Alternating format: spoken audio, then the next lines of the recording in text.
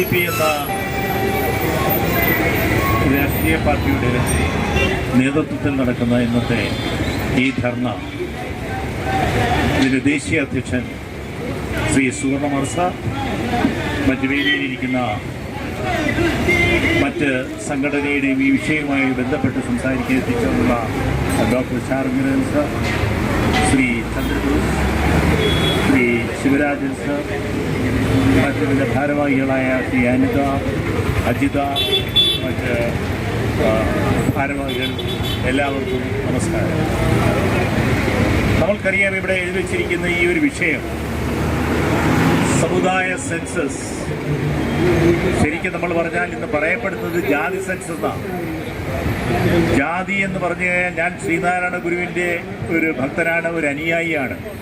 ശ്രീനാരായണ ഗുരു പറഞ്ഞിട്ടുള്ളത് മനുഷ്യർക്കെല്ലാം ഒരു ജാതിയേ ഉള്ളൂ എന്നാണ്. അപ്പോൾ അതുകൊണ്ട് ജാതി സെൻസസ് എന്ന് പറയുമ്പം മനുഷ്യജാതിയുണ്ട്, പശുവിൻ്റെ ജാതിയുണ്ട്, മറ്റ് മൃഗങ്ങളുടെ ജാതിയുണ്ട്, പക്ഷിമൃഗാദി ജാതികളുണ്ട്. അപ്പോൾ അവയുടെ എല്ലാം കൂടെ സെൻസസ് എന്നുള്ള ഒരു ധാരണയായിരിക്കും സാധാരണ ഗുരുഭക്തർക്കുണ്ടാകുന്ന ജാതി സെൻസസ്. എന്നാൽ മറിച്ച് നമുക്കിവിടെയുള്ള എന്താണ്? സമുദായങ്ങളാണ്. വിവിധ സമുദായങ്ങളുണ്ട്.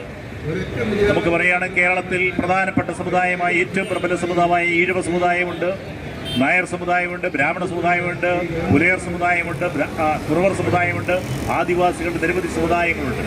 അപ്പോൾ ഈ സമുദായങ്ങളുടെ എല്ലാം കണക്കെടുക്കുക എന്നുള്ളതാണ് സമുദായ സെൻസസ് കൊണ്ട് ഉദ്ദേശിക്കുന്നത്. അപ്പോൾ സമുദായ സെൻസസ് ആണ് നമുക്കിവിടെ എടുക്കേണ്ടത്. അതിനെ വികലമായിട്ടാണ് ജാതി സെൻസസ് എന്നുള്ള പേര് കൊടുക്കുന്നത്. അപ്പോൾ ഞാൻ ആദ്യമായിട്ട് ഇതിൻ്റെ ഈ വാക്കിനെ തന്നെ നിഷേധിക്കുകയാണ്, നിരാകരിക്കുകയാണ്. എനിക്കറിയാം, ഗുരുവിൻ്റെ അനുയായികൾക്കറിയാം, ജാതി സെൻസസ് എന്ന് പറഞ്ഞു കഴിഞ്ഞാൽ മനുഷ്യജാതിയുടെ മാത്രം ഉള്ള സെൻസസ് എന്നാലേ നമ്മൾ പറയേണ്ടി വരും.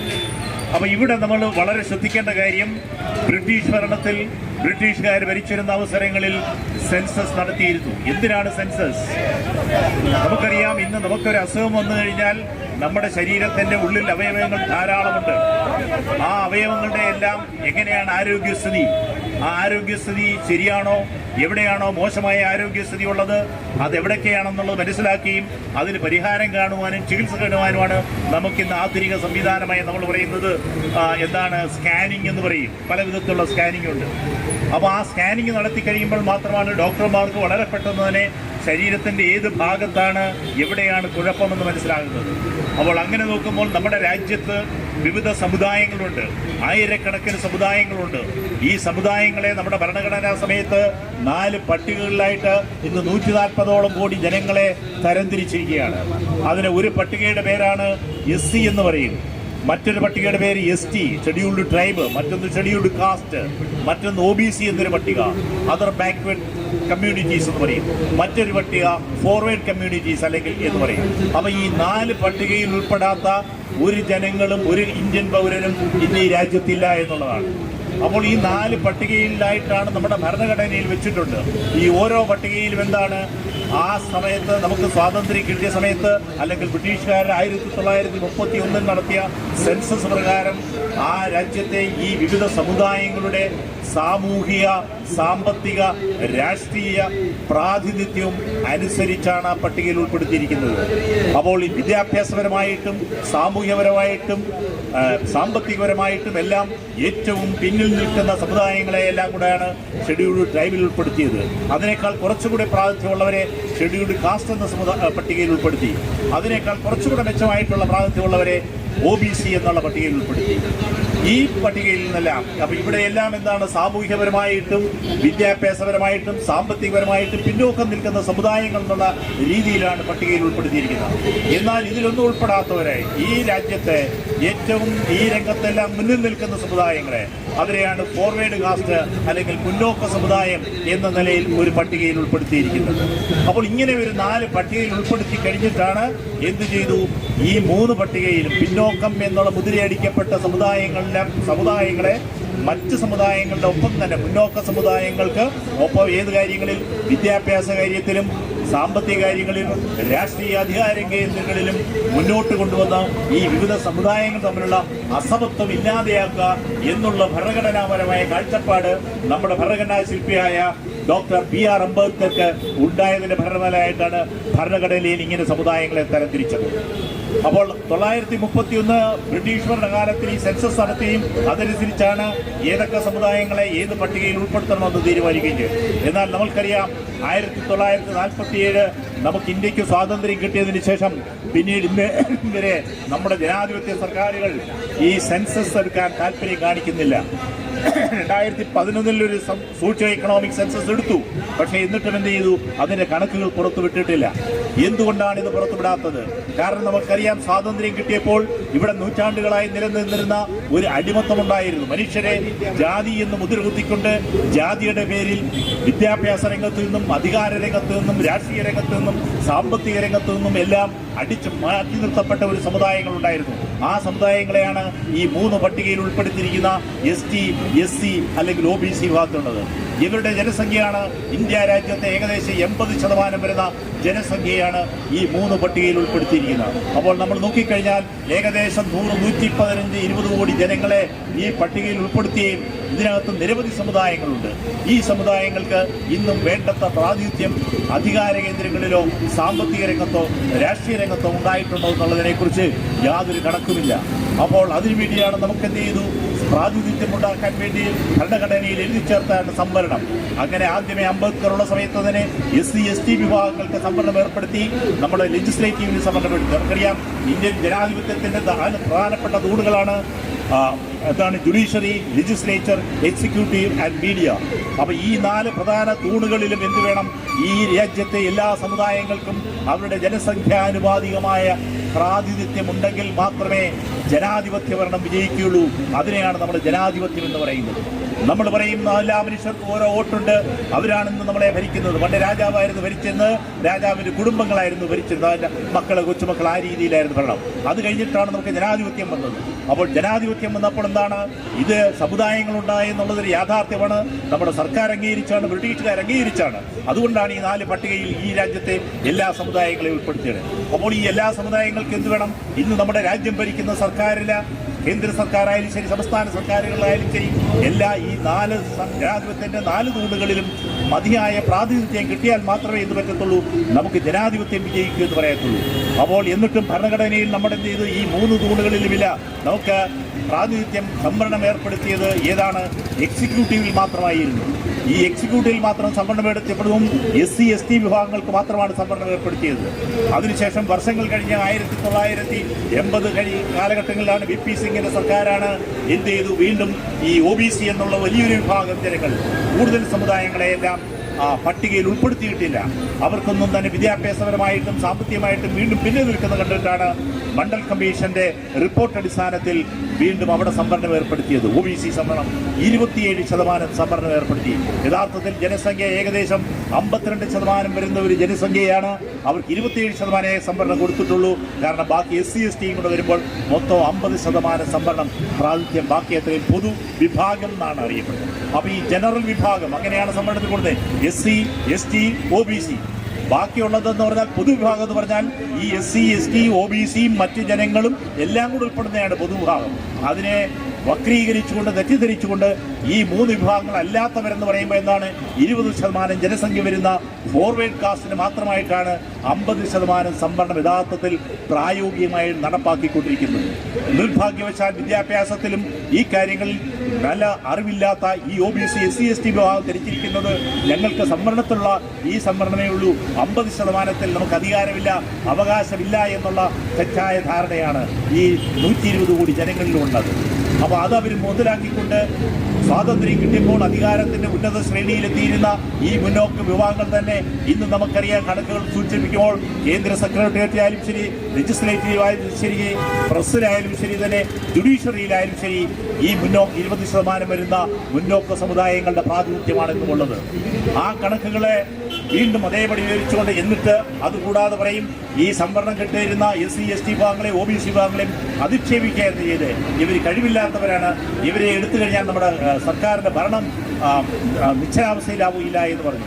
അങ്ങനെയാണ് അവരവസാനം എന്ത് ചെയ്തു? കഴിഞ്ഞ 2019 പുതിയൊരു സംവരണം കൊണ്ടുവന്നു. അതിന്റെ പേരാണ് എക്കണോമിക്കലി വീക്കർ സെക്ഷൻസ് എന്ന് പറഞ്ഞുകൊണ്ട്, അതായത് സാമ്പത്തികമായി ദുർബല വിഭാഗങ്ങൾക്കുള്ള പ്രാതിനിധ്യം സംവരണം എന്ന നിലയിൽ. അപ്പോൾ ഈ സാമ്പത്തികമായ ദുർബല വിഭാഗങ്ങൾ നമ്മൾ ആലോചിക്കുമ്പോൾ നമുക്ക് കേൾക്കുമ്പോൾ പരമസുഖം. കാരണം സാമ്പത്തികമായ ദുർബല വിഭാഗങ്ങൾ ആരൊക്കെയാണ്? നമുക്ക് നോക്കിക്കഴിയാൻ നമ്മുടെ ആദ്യത്തെ പട്ടിക ഉൾപ്പെടുത്തി SC ST OBC ഈ വിഭാഗത്തിലാണ് 80% വരുന്ന ജനങ്ങൾ നമ്മുടെ റേഷൻ കാർഡ് അല്ലെങ്കിൽ ദാരിദ്ര്യരേഖ എന്നും പറഞ്ഞ് സർക്കാർ ഒരു രേഖ ഉണ്ടാക്കുന്നുണ്ട്. ഒരു മനുഷ്യരുടെ ദാരിദ്ര്യത്തെ ഉൾപ്പെടുത്തിയ ആ ദാരിദ്ര്യരേഖയ്ക്ക് താഴെയുള്ളവർക്ക് കൊടുക്കുന്ന റേഷൻ കാർഡാണ് BPL റേഷൻ കാർഡ്. അപ്പൊ ഇതിന്റെ ഉപഭോക്താക്കൾ അത്രയും ഈ 80% വരുന്ന OBC SC ST വിഭാഗങ്ങളാണ്.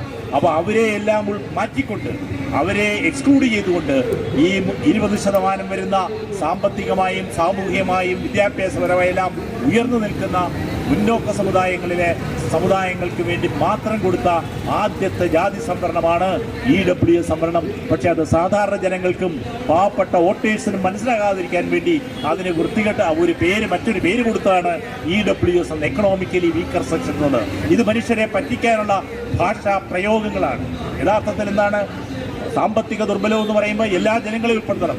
അതല്ല എങ്കിൽ ആ സംവരണത്തിന്റെ പേര് കൊടുക്കണം, സവർണ സംവരണമെന്നോ അല്ലെങ്കിൽ മുന്നോക്ക സമുദായ സംവരണം എന്നാണ് അതിന് പേര് കൊടുക്കേണ്ടത്. എങ്കിൽ ജനങ്ങൾക്ക് മനസ്സിലാകും, ഈ രാഷ്ട്രീയ പാർട്ടിയിൽ പ്രവർത്തിക്കുന്ന വോട്ടേഴ്സും മനസ്സിലാകും. നിർഭാഗ്യവശാൽ രാഷ്ട്രീയ പാർട്ടികളെയെല്ലാം നിയന്ത്രിക്കുന്നതും ഈ 20% വരുന്ന ഈ സവർണ വിഭാഗത്തിലെ സമുദായ സംഘടനകളാണ് നിയന്ത്രിക്കുന്നത്. അതുകൊണ്ടാണ് എന്ത് ചെയ്യുന്നു, അവർ ഈ സെൻസസ് നടത്തുന്നതേയില്ല. കാരണം ഇവിടുത്തെ ഭൂരിപക്ഷം വരുന്ന വോട്ടർമാർ അറിയാൻ പാടില്ല എത്ര OBC ജനങ്ങൾ ഇന്നുണ്ട്, എത്ര SC ഉണ്ട്, എത്ര ST ജനങ്ങളുണ്ട്. അവർക്ക് ഈ ഓരോ സർക്കാരിന്റെ ഓരോ വകുപ്പുകളിലും എത്രമാത്രം പ്രാതിനിധ്യമുണ്ട്, എത്രമാത്രം പ്രാതിനിധ്യം ലെജിസ്ലേറ്റീവിലുണ്ട്, നിയമസഭയിൽ എത്ര പ്രതിനിധിയുണ്ട്, രാജ്യസഭയിൽ എത്ര പ്രതിനിധിയുണ്ട്, ലോക്സഭയിൽ എത്ര പ്രതിനിധിയുണ്ട്. അതല്ലേ വേണ്ടത്. കാരണം ഈ രാജ്യത്ത് നിയമം ഉണ്ടാക്കുന്ന നിയമസഭകളെയാണ് നമ്മൾ പറയുന്നത്, നിയമസഭകള്, ലോക്സഭകള്, രാജ്യസഭ എന്ന് പറയുന്നത്. ജനപ്രതിനിധികളാണ് അവിടെ തെരഞ്ഞെടുക്കുന്നത്. അവരാണ് ജനങ്ങൾക്ക് വേണ്ടിയുള്ള നിയമങ്ങളാണ് അവിടെ എടുക്കുന്നത്. അപ്പോൾ ആ നിയമങ്ങൾ ഉണ്ടാക്കേണ്ടിടത്ത് ഈ സമുദായങ്ങൾക്ക് യാതൊരു പ്രാതിനിധ്യമില്ല എന്നുള്ളതാണ് വളരെ ദുഃഖകരമായ അവസ്ഥ. കാരണം എൻ്റെ സമുദായങ്ങൾക്ക് അനുഭവിക്കുന്ന വേദനകൾ അറിയണമെങ്കിൽ എൻ്റെ ശബ്ദം അവിടെ കേൾക്കണം. അപ്പോൾ എനിക്ക് അനുകൂലമായ നിയമങ്ങൾ അവിടെ ഉണ്ടാക്കണം. ആ നിയമങ്ങൾ ഉണ്ടാക്കുമ്പോൾ ജനപ്രതിനിധികൾ എന്ത് വേണം? ആ സമുദായത്തിൻ്റെ പ്രതിനിധികൾ നിയമസഭയിൽ ഉണ്ടായിരിക്കണം, രാജ്യസഭയിൽ ഉണ്ടായിരിക്കണം, ലോക്സഭയിൽ ഉണ്ടായിരിക്കണം. നിർഭാഗ്യവശാൽ നമ്മുടെ രാഷ്ട്രീയ പാർട്ടികളിലും ഈ ജനാധിപത്യവും സാമുദായിക പ്രാതിനിധ്യവും നോക്കുന്നില്ല. അവർക്ക് ഇഷ്ടമുള്ള സമുദായങ്ങളിലെ, പ്രത്യേകിച്ച് ഇന്ന് നമ്മൾ നോക്കുമ്പോൾ പ്രധാനപ്പെട്ട രാഷ്ട്രീയ പാർട്ടികളായ ഇന്ത്യയിലെ പ്രധാന രാഷ്ട്രീയ പാർട്ടികളായ LDF ആയാലും UDF ആയാലും NDA ആയാലും ഈ പ്രസ്ഥാനങ്ങളിലെല്ലാം തന്നെ അവിടുത്തെ പ്രതിനിധികൾ, അവിടുത്തെ സമുദായം തിരിച്ചുള്ള കണക്കുകൾ നമുക്ക് കിട്ടുന്നില്ല. സാമുദായിക പ്രാതിനിധ്യം രാഷ്ട്രീയ പാർട്ടികൾ ഒന്നും തന്നെ നടത്തുന്നില്ല. ഇതിന്റെ ഫലമായിട്ട് നമ്മുടെ ശബ്ദം ഒരിടത്തും കേൾക്കുന്നില്ല. അതുകൊണ്ടാണ് എന്ത് ചെയ്തു, സാമുദായിക സെൻസസ് നടത്തണമെന്ന് പറഞ്ഞിട്ട് ഈ രാഷ്ട്രീയ പാർട്ടികളൊന്നും തന്നെ മിണ്ടുന്നില്ല. അപ്പോൾ ഇത്തരത്തിൽ ജനങ്ങളെ വഞ്ചിക്കുന്ന രാഷ്ട്രീയ പാർട്ടികൾ, അവിടെയുള്ള പ്രധാന പാർട്ടികളൊന്നും എന്തുകൊണ്ട് സമുദായ സെൻസസ് നടത്തുന്നില്ല? നമ്മൾ പറയുന്നില്ല, നമ്മൾ പറയുന്ന ഈ പട്ടികയിലുണ്ടെങ്കിൽ സമുദായങ്ങൾക്ക് വേണ്ടി മാത്രം എല്ലാം കൊടുക്കുന്നത്. എവിടെയാണോ സാമുദായിക സെൻസസ് നടത്തുകയും സമുദായ സെൻസസിന്റെ അടിസ്ഥാനത്തിൽ ഏതൊക്കെ സമുദായങ്ങൾക്കാണോ പ്രാതിനിധ്യം കുറവുള്ളത് ആ സമുദായങ്ങൾക്ക് വേണം എന്ത് ചെയ്യണം, സംവരണം നൽകുകയും അവരുടെ പ്രാതിനിധ്യം മറ്റു സമുദായങ്ങൾക്കൊപ്പം എത്തുക എന്നുള്ളതാണ്. ഇതിനെയാണ് സംവരണം എന്ന് പറയുന്നത്. അധികാര പ്രാതിനിധ്യം എല്ലാ സമുദായങ്ങൾക്കും പ്രാതിനിധ്യം അധികാരത്തിൽ കിട്ടുക എന്നുള്ളതാണ് ഇതിന്റെ പ്രധാനമായ ലക്ഷ്യം. അപ്പോൾ ഈ സാമുദായിക സെൻസസ് എന്നുള്ളത്, ഇതിന്റെ ഞാൻ നേരത്തെ സൂചിപ്പിച്ചു, ഇതിനെ ജാതി സെൻസസ് എന്നല്ല പറയേണ്ടത്, സമുദായ സെൻസസ് ആണ്. കാരണം ലോകത്തുള്ള എല്ലാ മനുഷ്യർക്കും ഒരൊറ്റ ജാതിയുള്ളത് മനുഷ്യജാതിയാണ്. അപ്പോൾ മനുഷ്യജാതിയിലുള്ള വിവിധ സമുദായങ്ങളുടെ സെൻസസ് ആണ് നമുക്ക് നടത്തേണ്ടത്. ആ സമുദായിക സെൻസസില് ലെജിസ്ലേറ്റീവിൽ എത്ര പ്രാതിനിധ്യമുണ്ട്, എക്സിക്യൂട്ടീവിൽ എത്ര പ്രാതിനിധ്യമുണ്ട്, ജുഡീഷ്യലിൽ എത്ര പ്രാതിനിധ്യമുണ്ട്, മീഡിയയിൽ എത്ര പ്രാതിനിധ്യമുണ്ട്, ഇതിനെക്കുറിച്ച് നമ്മൾ അന്വേഷിക്കണം.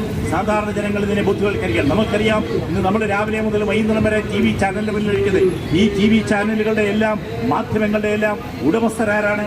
അതിൽ വന്ന് ചർച്ച നടത്തുന്നവരാരാണ്? അവരുടെ സാമുദായിക പ്രാതിനിധ്യം നോക്കുമ്പോൾ ഈ പറയുന്ന OBC SC ST വിഭാഗങ്ങളിലെ അവരുടെ ശബ്ദത്തിന് വേണ്ടി അവിടെ പ്രതികരിക്കാൻ ചാനൽ ചർച്ചകളിൽ ഒരുത്തരുമില്ല എന്നുള്ളതാണ് വാസ്തവം. അപ്പോൾ ഇതൊക്കെ നമ്മൾ മനസ്സിലാക്കാതെ, നമ്മൾ സത്യം എന്താണെന്നറിയാതെ, നമ്മുടെ ശരീരത്തിൻ്റെ ഏതൊക്കെ അവയവങ്ങൾക്കാണ് ദോഷമെന്നും മോശമെന്നുള്ള അറിയുമ്പോൾ നമ്മൾ ആ ശരീരത്തിൻ്റെ ഓരോ അവയവങ്ങളുടെ പേര് പറയേണ്ടി വരും. ഏതാണ് ഹൃദയമാണോ, കരളാണോ, ഉടലാണോ, ഏതിനാണോ. അതേമാതിരി നമ്മുടെ ഈ രാജ്യത്തെ വിവിധ സമുദായങ്ങളുള്ളപ്പോൾ ആ സമുദായങ്ങളുടെ പേര് പറയുകയും ആ സമുദായങ്ങളുടെ പ്രാതിനിധ്യം എന്താണെന്ന് അറിയിക്കുകയും ചെയ്യുക എന്നുള്ള ഭാരിച്ച ഉത്തരവാദിത്തമാണുള്ളത്. നിർഭാഗ്യവശാൽ നമ്മുടെ രാഷ്ട്രീയ പാർട്ടികളെല്ലാം ഇതിൽ കാര്യത്തിൽ മൗനമാണ്. കാരണം അവർക്കെല്ലാം ഇത് ഒരുപാട് ഒളിച്ചു വെക്കാറുണ്ട്. ഞാൻ ഇക്കാര്യത്തിൽ ഒന്നുകൂടി സൂചിപ്പിക്കുന്നു, നമ്മുടെ ഇന്ത്യൻ പാർലമെന്റിൽ ഈ EWS സംവരണം എന്ന ബില്ല് കൊണ്ടുവന്നപ്പോൾ നമ്മുടെ കേരളത്തിൽ നിന്നുള്ള മുസ്ലിം ലീഗിന്റെ 2 MP മാത്രമാണ് ആ സംവരണ നിയമത്തിനെതിരെ എതിർത്തത്. അതുകൊണ്ട് പക്ഷേ ഇന്ന് നിർഭാഗ്യവശാൽ ചില രാഷ്ട്രീയ പാർട്ടികൾ മതത്തിന്റെയും ഒക്കെ സ്പർദ്ധ വിചാരിച്ചുകൊണ്ട് സമുദായങ്ങളെ തമ്മിൽ തെറ്റിക്കാൻ നോക്കിയാണ്. നമുക്ക് വേണ്ടത് എല്ലാ സമുദായങ്ങൾക്കും വേണ്ട മതിയായ ആനുപാതികമായ പ്രാതിനിധ്യമാണ്. എല്ലാവർക്കും ജനസംഖ്യാനുപാതിയായ പ്രാതിനിധ്യം സമസ്ത മേഖലകളിലും ഉണ്ടാകട്ടെ. അതിനുവേണ്ടി സെൻസസ് എത്രയും പെട്ടെന്ന് നടപ്പാക്കണം എന്ന് അഭ്യർത്ഥിച്ചുകൊണ്ട് ഞാൻ എൻ്റെ ഉപസംഹരിക്കുന്നു. നന്ദി, നമസ്കാരം.